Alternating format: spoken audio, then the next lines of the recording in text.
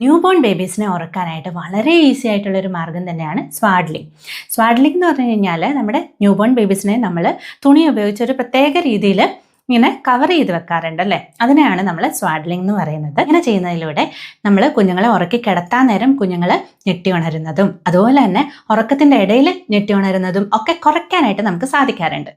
ഇന്നലെ നമ്മൾ ചെയ്ത വീഡിയോൻ്റെ താഴെ ഇങ്ങനെ ഒരു കമൻറ്റ് വന്നിട്ടുണ്ടായിരുന്നു. Thank you so much for the comment. നമ്മുടെ കുഞ്ഞുങ്ങൾക്ക് സ്വാഡ്ലിംഗ് നമ്മൾ ചെയ്തു കൊടുത്തു കഴിഞ്ഞാൽ അവർ വളരെ സുഖമായിട്ട് ഉറങ്ങുന്നതായിട്ട് നമുക്ക് കാണാനായിട്ട് സാധിക്കും.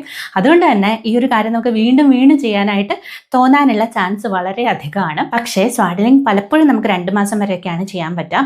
എപ്പോഴാണോ കുഞ്ഞ് തിരിഞ്ഞു വീഴാനുള്ള ഒരു ടെൻഡൻസി കാണിക്കുന്നത് ആ ഒരു സമയം തന്നെ സ്വാഡ്ലിംഗ് പിന്നീട് അങ്ങോട്ട് നമ്മൾ ചെയ്യാനായിട്ട് പാടില്ല. അതുപോലെ തന്നെ സ്വാഡ്ലിംഗ് ചെയ്യുമ്പോൾ നമ്മൾ വളരെയധികം അറിഞ്ഞിരിക്കേണ്ട കുറച്ച് കാര്യങ്ങളുണ്ട്.